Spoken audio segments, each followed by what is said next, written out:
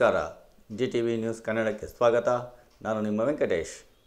ತಾಲೂಕು ಆಡಳಿತ, ತಾಲೂಕು ಪಂಚಾಯಿತಿ ಹಾಗೂ ಸಮಾಜ ಕಲ್ಯಾಣ ಇಲಾಖೆ ಮಾಗಡಿ ಸಹಯೋಗದಲ್ಲಿ ಸಂವಿಧಾನ ಜಾಗೃತಿ ಜಾಥಾ ರಥವು ಮಾಗಡಿ ತಾಲೂಕಿನ ಬಾಚೇನಹಟ್ಟಿ ಗ್ರಾಮ ಪಂಚಾಯಿತಿ, ಮೋಟಗಾನಹಳ್ಳಿ ಗ್ರಾಮ ಪಂಚಾಯಿತಿ ಹಾಗೂ ಲಕ್ಕೇನಹಳ್ಳಿ ಗ್ರಾಮ ಪಂಚಾಯಿತಿ ವ್ಯಾಪ್ತಿಗಳಲ್ಲಿ ಸಂಚರಿಸಿ ಜನರಿಗೆ ಸಂವಿಧಾನದ ಜಾಗೃತಿ ಮೂಡಿಸುವ ಕಾರ್ಯಕ್ರಮ ನಡೆಸಲಾಯಿತು.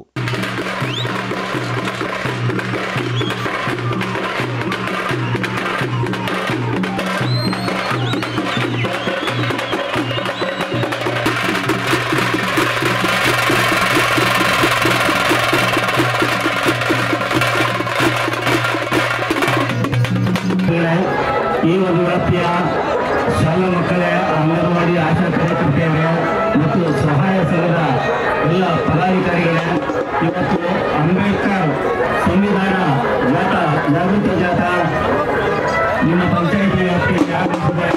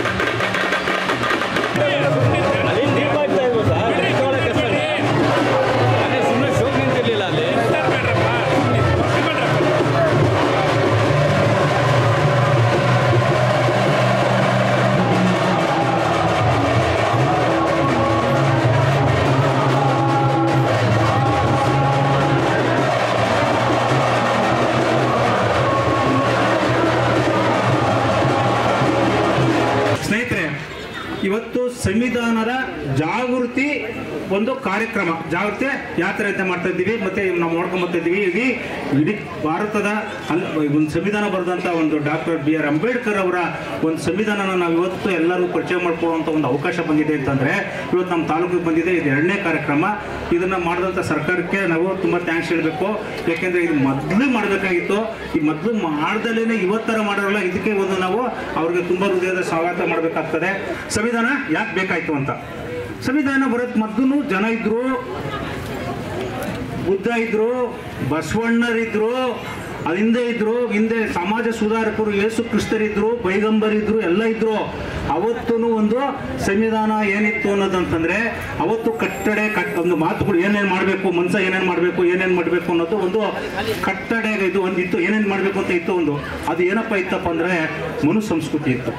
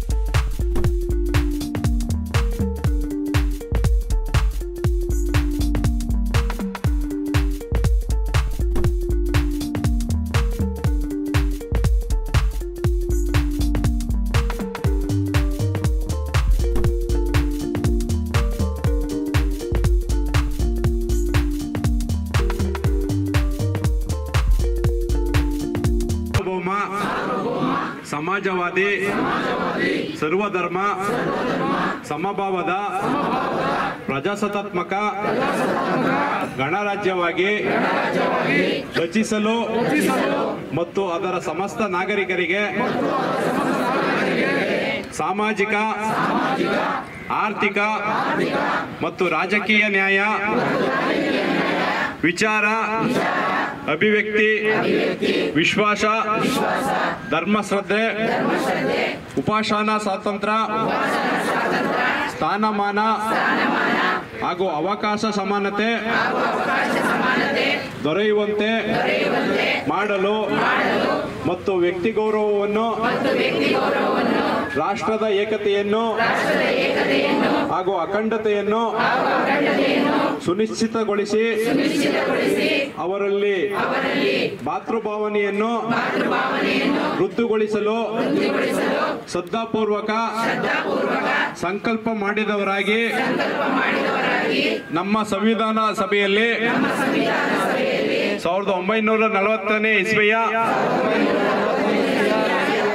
ನವೆಂಬರ್ ತಿಂಗಳ 26ನೇ ತಾರೀಕು ಆದ ಈ ದಿವಸ ಈ ಮೂಲಕ ಈ ಸಂವಿಧಾನವನ್ನು ಅಂಗೀಕರಿಸಿ ಅಧಿನಿಯಮಿಸಿ ಅರ್ಪಿಸಿಕೊಂಡಿದ್ದೇವೆ. ಧನ್ಯವಾದಗಳು. ನಮ್ಮ ಕರ್ತವ್ಯಗಳ ಬಗ್ಗೆ ನಾವು ಮರ್ತಿದ್ದೀವಿ. ಆ ಕರ್ತವ್ಯಗಳನ್ನ ಜ್ಞಾಪಿಸಬೇಕು ಅನ್ನೋ ದೃಷ್ಟಿಯಿಂದ ಈ ಒಂದು ಜಾಥಾದ ಸ್ತಬ್ಧ ಚಿತ್ರವನ್ನು ಇಡೀ ನಮ್ಮ ರಾಜ್ಯದಲ್ಲಿ ಸಂಚಾರ ಮಾಡಿ ಮುಂದಿನ ತಿಂಗಳು 26ನೇ ತಾರೀಕು ಅರಮನೆ ಮೈದಾನದಲ್ಲಿ ಒಂದು ಸಮಾರೋಪ ಸಮಾರಂಭ ಮಾಡುವಂಥ ಈ ಒಂದು ಕಾರ್ಯಕ್ರಮ. ಇದರಲ್ಲಿ ಭಾಳ ಮುಖ್ಯವಾಗಿ ಮಕ್ಕಳಿಗೆ ಬರಬೇಕಾಗಿತ್ತು, ಮಕ್ಕಳಿಗೆ ಸಂವಿಧಾನದ ಅರಿವು ಮೂಡಬೇಕಾಗಿತ್ತು, ಅವರಿಗೆ ತಿಳುವಳಿಕೆ ಬರಬೇಕಾಗಿತ್ತು. ಹುಟ್ಟಿನಿಂದ ಸಾಯೋವರೆಗೂ ಸಂವಿಧಾನ ನಮ್ಗೆ ಏನೇನು ಅವಕಾಶಗಳನ್ನು ಕೊಟ್ಟಿದೆ, ನಮ್ಮ ಸಂವಿಧಾನದಲ್ಲಿ ಜಾತ್ಯತೀತವಾದಂಥ ಒಂದು ರಾಷ್ಟ್ರವಾಗಿ ಎಲ್ಲ ಜಾತಿ ಜನಾಂಗದವರಿಗೆ ಬದುಕುವ ಹಕ್ಕನ್ನು ಕೊಟ್ಟಂಥದ್ದು, ಸಮಾನ ಶಿಕ್ಷಣ, ಸಮಾನ ಆಸ್ತಿ ಹಂಚಿಕೆ, ಸಮಾನ ಸಂಪತ್ತು ಹಂಚಿಕೆ. ನಾನು ಒಬ್ಬ ವಿದ್ಯಾವಂತನಾಗಿ ಈ ಸಂವಿಧಾನ ಪರಿಪೂರ್ಣವಾಗಿ ಇದುವರೆಗೂ ಜಾರಿಯಾಗಿಲ್ಲ. ಜಾರಿಗೆ ತರಕ್ಕೆ ನಮ್ಮನ್ನು ಆಳುವಂಥ ಸರ್ಕಾರಗಳು ಸರಿಯಾದ ಪ್ರಯತ್ನ ಮಾಡಿಲ್ಲ ಅಂತ ನಾನು ಒಬ್ಬ ರಾಜಕೀಯದವರೇ. ನಾನು ಪ್ರಾಮಾಣಿಕವಾಗಿ ಹೇಳ್ತೀನಿ, ನಮ್ಮನ್ನು ಆಳುವಂಥ ಸರ್ಕಾರಗಳು ಪ್ರಾಮಾಣಿಕವಾಗಿ ಅದನ್ನು ಜಾರಿ ಮಾಡೋಕ್ಕಾಗಲಿಲ್ಲ.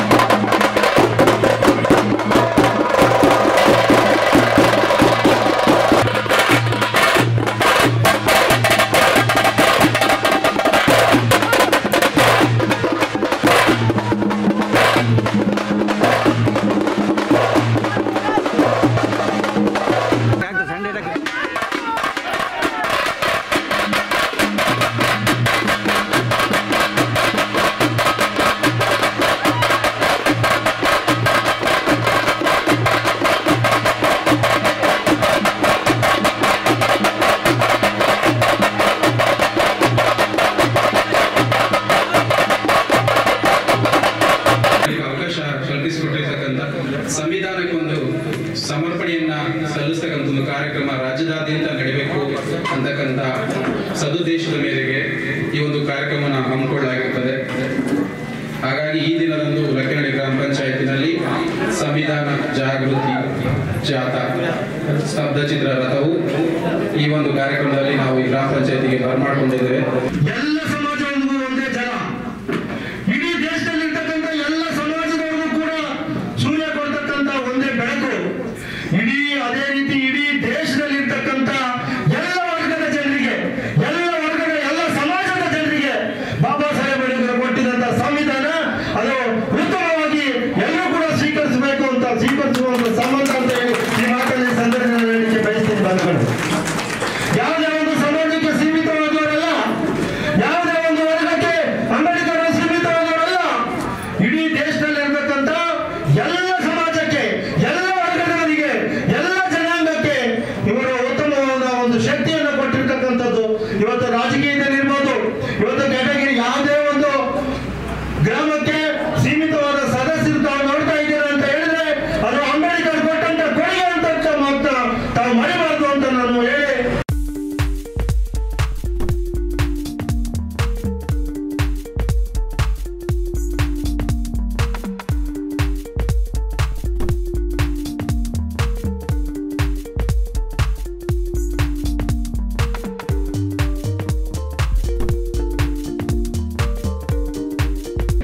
ಸಂವಿಧಾನಕ್ಕಿಂತ ಮುಂಚೆ ಏನು ನಮಗೆ ಅರಿವಿಲ್ಲದ ದಿನಗಳಿದ್ದಂಥ ಮನುಸ್ಮೃತಿಯ ಆಧಾರದ ಮೇಲೆ ನಡೀತಾ ಇದ್ದಂಥ ದೇಶದ ಪದ್ಧತಿ. ಆಗಿನ ದಿನಗಳನ್ನು ನಾವು ಸಾಕಷ್ಟು ಚಲನಚಿತ್ರಗಳಲ್ಲಿ ನೋಡಿರ್ತೀವಿ. ಬಾಬಾ ಸಾಹೇಬ್ ಅಂಬೇಡ್ಕರ್ ಅವರ ಸಾಕಷ್ಟು ಚಲನಚಿತ್ರಗಳು ನಮ್ಮ ಮುಂದೆ ಬರ್ತಾ ಹೋಗ್ತದೆ. ಏನು ಸಂವಿಧಾನ ರಚನಾ ಸಭೆಗೆ ಸಂಬಂಧಪಟ್ಟಂತೆ ದೇಶೀಯ ಸಂಸ್ಥಾನಗಳಿಂದ ಮತ್ತು ವಿವಿಧ ಅಧಿವೇಶನಗಳಲ್ಲಿ ಪ್ರಾಂತೀಯ ಶಾಸಕರಿಂದ ಸಾಕಷ್ಟು ಪ್ರತಿನಿಧಿಗಳು ಆಯ್ಕೆ ಆಗ್ತಾರೆ. ಡಿಸೆಂಬರ್ 9, 1946ರಂದು ಅಂದಿನ ಕಾಂಗ್ರೆಸ್ನ ಅಧ್ಯಕ್ಷರಾದಂಥ JB ಕೃಪಲಾನಿ ಅವರ ಕೋರಿಕೆ ಮೇರೆಗೆ ಸಚ್ಚಿದಾನಂದ ಸಿನ್ಹಾ ಅವರನ್ನು ತಾತ್ಕಾಲಿಕವಾಗಿ ಸಂವಿಧಾನ ರಚನಾ ಸಭೆಯ ಅಧ್ಯಕ್ಷನಾಗಿ ಮಾಡ್ತಾರೆ. ಆ ನಂತರದಲ್ಲಿ ನಮ್ಮ ಪ್ರಥಮ ರಾಷ್ಟ್ರಪತಿಗಳಾದಂಥ ರಾಜೇಂದ್ರ ಪ್ರಸಾದ್ ಅವರು ಡಿಸೆಂಬರ್ 11, 1946ರಂದು ರಚನಾ ಸಭೆಯ ಅಧ್ಯಕ್ಷ ಆಗ್ತಾರೆ. ಈ ರಚನಾ ಸಭೆಯಲ್ಲಿ ಅನೇಕ ಸಮಿತಿಗಳಿರ್ತದೆ. ಅಡ್ವೈಸರಿ ಕಮಿಟಿ, ಸದನ ಕಮಿಟಿ, ಡ್ರಾಫ್ಟಿಂಗ್ ಕಮಿಟಿ ಇತ್ಯಾದಿಗಳಲ್ಲಿ ಅತಿ ಮುಖ್ಯವಾದಂಥ ಡ್ರಾಫ್ಟಿಂಗ್ ಕಮಿಟಿನಲ್ಲಿ ನಮ್ಮ ಕನ್ನಡಿಗರೇ ಆದಂಥ BN ರಾವ್ ಅವರು 3 ತಿಂಗಳಲ್ಲಿ ಸಂವಿಧಾನವನ್ನ ಒಂದು ಕರಡನ್ನ ರಚನೆ ಮಾಡ್ತಾರೆ. ಕರಡು ಅಂದ್ರೆ ಅದೊಂದು ಕಲ್ಲು ಅಂತ ಹೇಳ್ಬೋದು. ಕಲ್ಲಿಗೆ ಏನು ಕೆತ್ತನೆ ಮಾಡಿರೋದಿಲ್ಲ, ಅದು ಒಂದು ಅಮೃತ ರೂಪದ ಕಲ್ಲು ತರ ಇರುತ್ತದೆ. ಆ ಡ್ರಾಫ್ಟಿಂಗ್ ಕಮಿಟಿಯ ಚೇರ್ಮನ್ ಆಗಿ, ಅಧ್ಯಕ್ಷರನ್ನಾಗಿ ನಮ್ಮ ಬಾಬಾ ಸಾಹೇಬ್ ಅಂಬೇಡ್ಕರ್ ಅವರನ್ನ ಆಯ್ಕೆ ಮಾಡಲಾಗುತ್ತೆ. ಆಗಸ್ಟ್ 29, 1947ರಲ್ಲಿ ಅವ್ರನ್ನ ನೇಮಿಸಲಾಗುತ್ತೆ. ಆ ಕಮಿಟಿನಲ್ಲಿ ಅಲ್ಲಾಡಿ ಕೃಷ್ಣಸ್ವಾಮಿ ಅಯ್ಯಂಗಾರ್, ಆನಂತರದಲ್ಲಿ N. Gopalaswami, sir BL Mittal, Ketan, ಸಾಕಷ್ಟು ಜನ ಸದಸ್ಯರು, ವಿವಿಧ 7 ಜನ ಸದಸ್ಯರು ಇರ್ತಾರೆ. 1948 ಫೆಬ್ರವರಿನಲ್ಲಿ ಒಂದು ಕರಡು ಅಲ್ಲಿ ಸಿದ್ಧ ಆಗುತ್ತೆ. ಬಾಬಾ ಸಾಹೇಬ್ ಅಂಬೇಡ್ಕರ್ ಅವರು ಸಾಕಷ್ಟು ಶ್ರಮಪಟ್ಟ ಹಗಲು ರಾತ್ರಿಗಳ ಅವಧಿನಲ್ಲಿ ಆ ಸಂವಿಧಾನ ಸುಮಾರು 3 ವರ್ಷಗಳ ಅವಧಿಯಲ್ಲಿ ಸಂವಿಧಾನವನ್ನು ರಚನೆ ಮಾಡ್ತಾರೆ. ನಮ್ಮ ಕನ್ನಡದಿಂದ ನಿಜಲಿಂಗಪ್ಪ ಅವರು ಕೂಡ ಕಮಿಟಿನಲ್ಲಿ ಪ್ರತಿನಿಧಿಯಾಗಿರ್ತಾರೆ. ಹಾಗೆ ಮಹಿಳಾ ನಾಯಕರಾದಂಥ ಸುಚೇತಾ ಕೃಪಲಾನಿ, ವಿಜಯಲಕ್ಷ್ಮಿ ಪಂಡಿತ್, ಸರೋಜಿನಿ ನಾಯ್ಡು, ಸಾಕಷ್ಟು ಜನ ಈ ಒಂದು ಕಮಿಟಿನಲ್ಲಿ ಇರ್ತಾರೆ. 1946 ನವೆಂಬರ್ 26ರಂದು ಸಂವಿಧಾನವನ್ನು ಅಂಗೀಕರಿಸ್ತಾರೆ. ಆ ದಿನ ಸಂವಿಧಾನದ ಸೆಕ್ಷನ್ 394ರಲ್ಲಿ ಅವಕಾಶ ಕಲ್ಪಿಸಿಕೊಟ್ಟಿರ್ತಾರೆ. ಹಾಗೆ ಅವತ್ತು ಸೆಕ್ಷನ್ 5, 6, 7, 8, 93, 94, 324, 326, 327 ಅದೇ ದಿನ ಜಾರಿ ಬರ್ತವೆ. ಅದನ್ನ ಸಂವಿಧಾನ ದಿನ ಅಂತ ಆಚರಣೆ ಮಾಡಬೇಕಂತ ಹೇಳಾಗುತ್ತೆ. ಆ ನಂತರದಲ್ಲಿ ಉಳಿಕೆ ಏನು 395 ಸೆಕ್ಷನ್ಗಳನ್ನ, ಅಂದ್ರೆ ಸಂವಿಧಾನದಲ್ಲಿ 395 ಅನುಚ್ಛೇದಗಳನ್ನ ಸೇರಿಸ್ತಾರೆ. 395 ಅನುಚ್ಛೇದಗಳಿರ್ತದೆ. ಇನ್ನು ಉಳಿಕೆ ಎಲ್ಲವೂ ಕೂಡ ಏನು 1950 ಜನವರಿ 26ರಂದು ಜಾರಿಗೆ ಬಂದು ಅಂದಿನ ದಿನವನ್ನೇ ನಾವು ಇಂದಿನ ವಿಜೃಂಭಣೆಯಿಂದ ಆಚರಿಸತಕ್ಕಂಥ ಗಣರಾಜ್ಯವಾಗಿ ಆ ದಿನವನ್ನ ಕರೆಯುತ್ತೇವೆ. 75 ವರ್ಷಗಳ ತುಂಬಿದೆ. ಆ ಒಂದು ಸಂದರ್ಭದಲ್ಲಿ ಇವತ್ತು ಈ ಒಂದು ಇಡೀ ಕರ್ನಾಟಕ ರಾಜ್ಯಾದ್ಯಂತ ಒಂದು ಸಂವಿಧಾನವಾದ ಒಂದು ಜಾಗೃತಿ ಜಾಥಾ ಕಾರ್ಯಕ್ರಮವನ್ನು ಇವತ್ತು ಇಡೀ ಕರ್ನಾಟಕ ರಾಜ್ಯದಲ್ಲಿ ಮಾಡಬೇಕು ಅಂತ ಒಂದು ತೀರ್ಮಾನವನ್ನು ತೆಗೆದುಕೊಂಡಂತ ಮೇರೆಗೆ ಇವತ್ತು ನಾವು ನಮ್ಮ ರಾಮನಗರ ಜಿಲ್ಲೆಯಲ್ಲಿ ಇವತ್ತು ಕಾರ್ಯಕ್ರಮವನ್ನು ನಾವು ಕೊಡ್ತಾ ಇದ್ದೀವಿ. ಅದರ ಪ್ರಕಾರ ಜನವರಿ 26ನೇ ತಾರೀಕು ಈ ಒಂದು ಸಂವಿಧಾನ ಜಾಗೃತಿ ಕಾರ್ಯಕ್ರಮ ಇವತ್ತು ನಾವು ಜಿಲ್ಲಾ ಮಟ್ಟದಲ್ಲಿ ಉದ್ಘಾಟನೆ ಆಗ್ತದೆ. ಆ ಉದ್ಘಾಟನೆ ಆದ ಸಂದರ್ಭದಲ್ಲಿ ಅಲ್ಲಿಂದ ಅದು ಚನ್ನಪಟ್ಟಣ ಮುಖಾಂತರ ಮತ್ತು ರಾಮನಗರ ಮುಖಾಂತರ ನಾವು ನಿನ್ನೆ ರಾತ್ರಿ ಸುಮಾರು 12 ಗಂಟೆ ರಾತ್ರಿಯಲ್ಲಿ ಸಂವಿಧಾನ ಜಾಗೃತಿ ರಥವನ್ನು ನಾವು ರಂಜಿಕುಪ್ಪೆ ಗ್ರಾಮ ಪಂಚಾಯತಿ ನಾವು ಬರಮಾಡ್ಕೊಂಡು ನಮ್ಮ ಜಯರಾಮಣ್ಣ ಅವರು, ನಮ್ಮ DSW ಅವರು, ನಾವು ಇಂದು ಸುಮಾರು ಜನ ಇದ್ದು ರಾತ್ರಿ ಎಲ್ಲ ಸುಮಾರು 12:30 1 ಗಂಟೆ ಆಗ್ತದೆ ರಾತ್ರಿ. ಹಂಗಾಗಿ ಇವತ್ತು ಯಾಕಪ್ಪ ಈ ಒಂದು ಸಂವಿಧಾನದ ಜಾಗೃತಿ ಕಾರ್ಯಕ್ರಮವನ್ನು ಮಾಡ್ತಾ ಇದ್ದಾರೆ ಸರ್ಕಾರ ಅಂತಂದ್ರೆ, ಇವತ್ತು ಇನ್ನುವೇ ಈ ಒಂದು ಸಮಾಜದಲ್ಲಿ, ಈ ದೇಶದಲ್ಲಿ, ಈ ಭಾರತ ದೇಶದಲ್ಲಿ ಇನ್ನುವೇ ಸಾಮಾಜಿಕ ನ್ಯಾಯಕ್ಕೆ ಅನ್ಯಾಯಕ್ಕೊಳಗಾಗ್ತಕ್ಕಂಥ ವ್ಯಕ್ತಿಗಳು ಇನ್ನೂ ಬಹಳಷ್ಟು ಜನ ಇದ್ದಾರೆ. ಅವ್ರಿಗೆ ಸಾಮಾಜಿಕ ನ್ಯಾಯ ಸಿಗ್ತಾ ಇಲ್ಲ. ಹಂಗಾಗಿ ಇವತ್ತು ಈ ಒಂದು ಜಾಗೃತಿ ಕಾರ್ಯಕ್ರಮವನ್ನು ಎಲ್ಲ ಗ್ರಾಮ ಪಂಚಾಯತಿ ಮಟ್ಟದಲ್ಲೂ ಸುಧಾ ಇವತ್ತು ಈ ಒಂದು ಅವೇರ್ನೆಸ್ ಪ್ರೋಗ್ರಾಮ್ ಅಂತ ನಾವು ಏನ್ ಹೇಳ್ತೀವೋ ಇದನ್ನ ಎಲ್ಲಾ ಜನಗಳಿಗೂ ಗೊತ್ತಾಗಬೇಕು. ನಮ್ಮ ಜಯರಾಮಣ್ಣ ಹೇಳ್ತಾ ಇರೋರು, ನಾವು ಜಾಗೃತಿಯ ಸಂವಿಧಾನದ ಬಗ್ಗೆ ನಾವು ಜನಗಳಿಗೆ ತಿಳುವಳಿಕೆ ಮಾಡ್ತಕ್ಕಂಥದ್ದಲ್ಲ, ನಮ್ಮ ಶಾಲಾ ಮಕ್ಕಳುಗಳಿಗೆ ಅವರಿಗೆ ನಾವು ಈ ಸಂವಿಧಾನದ ಬಗ್ಗೆ ಒಂದು ಅರಿವನ್ನು ಮೂಡಿಸ್ತಕ್ಕಂಥ ಕೆಲಸ ನಾವು ಮಾಡಬೇಕಾಗ್ತದೆ ಅಂತ. ಸಂವಿಧಾನದ ಬಗ್ಗೆ ಸವಿಸ್ತಾರವಾಗಿ ಇಲ್ಲಿವರೆಗೂ ಮಾತಾಡಿರ್ತಕ್ಕಂಥ ನಮ್ಮ ಎಲ್ಲ ನಾಯಕರು, ಅಧಿಕಾರಿ ವರ್ಗದವರು ಎಲ್ಲ ತಿಳಿಸಿದ್ದಾರೆ. ನಮ್ಮ PDO ಅವರು ಸಂವಿಧಾನದ ಬಗ್ಗೆ ವಿಸ್ತೃತವಾಗಿ ತಿಳಿಸಿದ್ದಾರೆ. ನಮಗೆ ಸಂವಿಧಾನ ಯಾಕೆ ಬೇಕು ಅನ್ನೋದು ಎಷ್ಟು ಅವಶ್ಯಕತೆ ಇದೆ.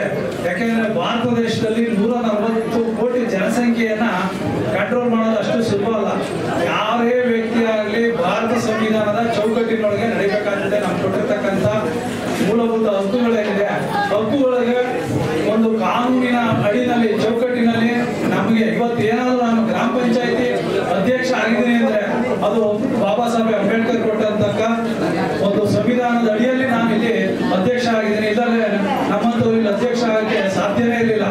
ಈಗಾಗಲೇ ಹೇಳಿದ್ರು, ಯಾವುದೇ ಒಂದು ಇದಕ್ಕೆ ಬರಬೇಕು ಅಂದ್ರೆ ನಮ್ಗೆ ಅದು ಕಾನೂನಿನ ಮಾನ್ಯತೆ ಬೇಕಾಗ್ತದೆ. ಅಂದ್ರೆ ಸಂವಿಧಾನದ ಚೌಕಟ್ಟಿನಲ್ಲಿ ಅದಾಗಬೇಕಾಗುತ್ತೆ.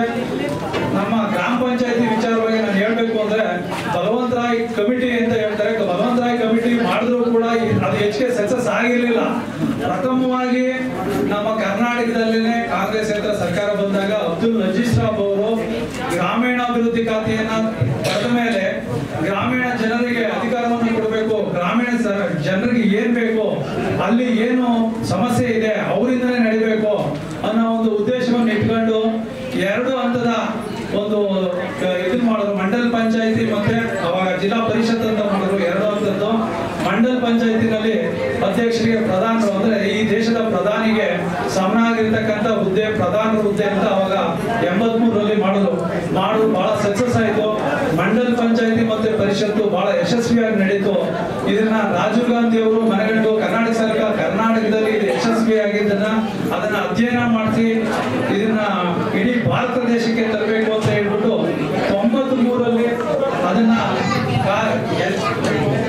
ಒಂದು ಅಳವಡಿಸ್ತಾರೆ. 93ರಲ್ಲಿ ಭಾರತ ಸಂವಿಧಾನಕ್ಕೆ ತಿದ್ದುಪಡಿ ತರುವುದರ ಮೂಲಕ 73 ಮತ್ತು 74ರಲ್ಲಿ ತಿದ್ದುಪಡಿ ತರುವುದರ ಮೂಲಕ ಸ್ಥಳೀಯ ಸರ್ಕಾರಗಳು, ಸ್ಥಳೀಯ ಸಂಸ್ಥೆಗಳನ್ನ ಬಲಪಡಿಸಬೇಕು.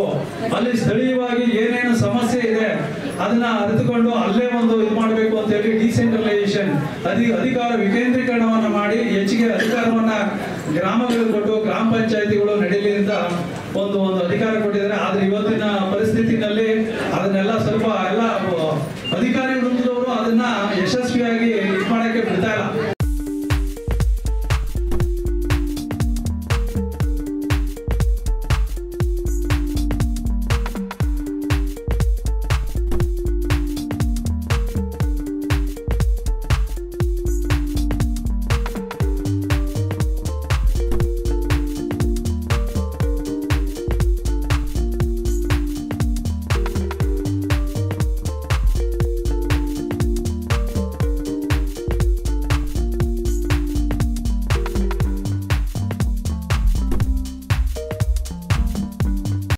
ಇದು ಇವತ್ತಿನ ಮಾಗಡಿಯ ಸುದ್ದಿ ಸಮಾಚಾರ.